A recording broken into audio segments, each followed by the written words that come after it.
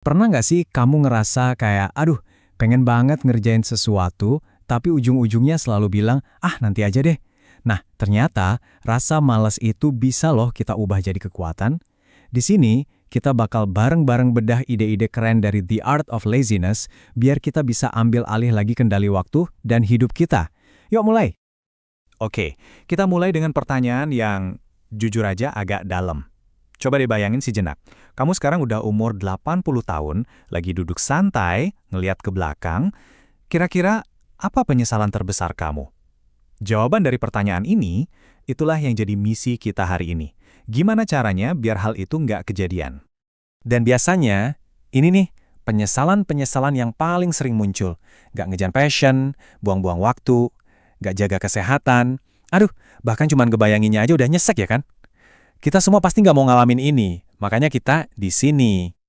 Oke, sekarang kita bahas musuh kita nomor satu, kata nanti. Ini bagian penting banget, karena kita perlu sadar kalau waktu yang kita punya itu ternyata nggak sebanyak yang kita pikir loh.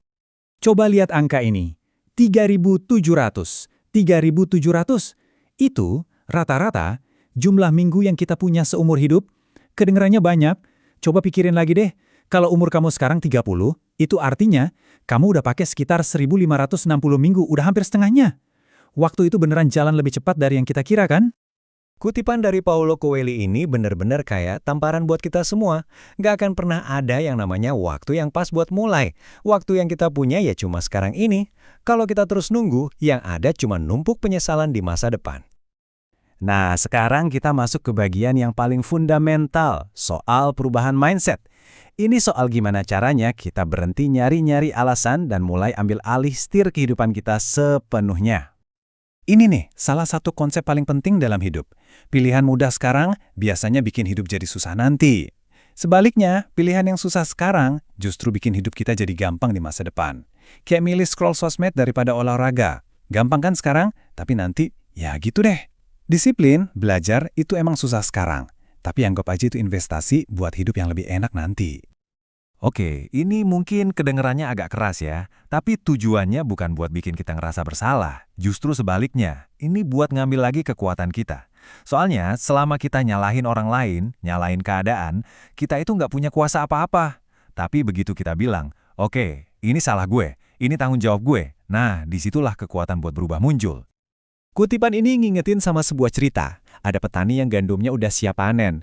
Dia nungguin terus bantuan dari tetangga, dari saudaranya, tapi nggak ada yang datang.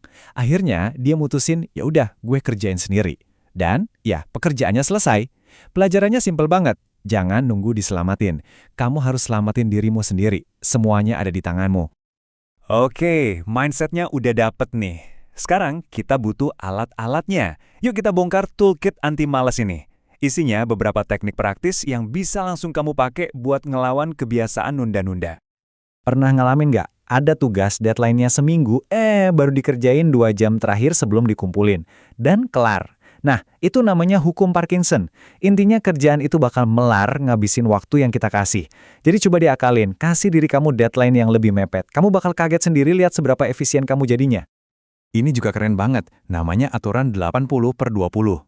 Artinya, seringkali 80% hasil yang kita dapat itu datangnya cuma dari 20% usaha kita. Coba deh lihat to-do list kamu. Dari 10 kerjaan, mungkin cuma ada 1 atau 2 yang benar-benar penting dan ngasih dampak besar. Nah, tugas kamu adalah cari yang 20% itu. Fokus kerjain itu dulu, yang lain bisa nanti. Otak kita tuh nggak didesain buat fokus berjam-jam non-stop. Makanya ada teknik Pomodoro. Caranya gampang banget. Pilih satu kerjaan, pasang timer 25 menit, fokus penuh. Setelah itu, istirahat 5 menit, terus ulangi lagi. Cara ini tuh bersahabat sama otak kita, jadi kita bisa produktif lebih lama tanpa ngerasa burnout. Nah, ini aturan ajaib buat ngatasin rasa overwhelm. Kalau ada kerjaan yang butuh waktu kurang dari 5 menit buat nyelesainnya, langsung kerjain saat itu juga. Jangan ditunda, jangan dimasukin to-do list. Entah itu balas email singkat atau beresin meja. Kalau ditumpuk, kerjaan-kerjaan kecil ini bisa jadi monster. Jadi, langsung sikat aja. Kadang-kadang kita punya mimpi yang gede banget kan, saking gedenya malah jadi serem, dan akhirnya kita nggak ngapa-ngapain. Nah, disinilah konsep dari Jepang namanya Kaizen masuk. Intinya, lupakan soal perubahan drastis. Kaizen itu ngajarin kita buat fokus ke perbaikan kecil-kecil, tapi terus-menerus. Dan cara paling gampang buat nerapin Kaizen itu ya ini. Cukup jadi 1% lebih baik setiap hari. Udah, itu aja. Nggak usah mikirin harus berubah total dalam semalam. Cuma fokus ngelakuin satu hal kecil yang bikin kamu hari ini lebih baik dari kemarin. Percaya deh, efeknya nanti kalau udah numpuk bakal luar biasa banget. Oke, kita udah sampai di bagian akhir. Mindsetnya udah siap, peralatannya juga udah ada di tangan. Sekarang tinggal satu hal lagi yang paling penting. Pepatah ini ngerangkum semua yang kita bahas hari ini. Bener, kita semua pasti pengennya udah mulai dari dulu, dari 20 tahun yang lalu. Tapi, nyeselin masa lalu itu nggak ada gunanya kan? Nggak akan mengubah apa-apa. Satu-satunya waktu di mana kita punya kekuatan buat bertindak itu ya sekarang, saat ini juga. Ujung-ujungnya, ya ini, semua teori, semua alat nggak ada artinya kalau kita nggak bertindak. Jadi anggap aja obrolan kita ini sebagai pemantik apinya. Pertanyaannya sekarang bukan lagi gimana caranya, tapi kapan mau mulai.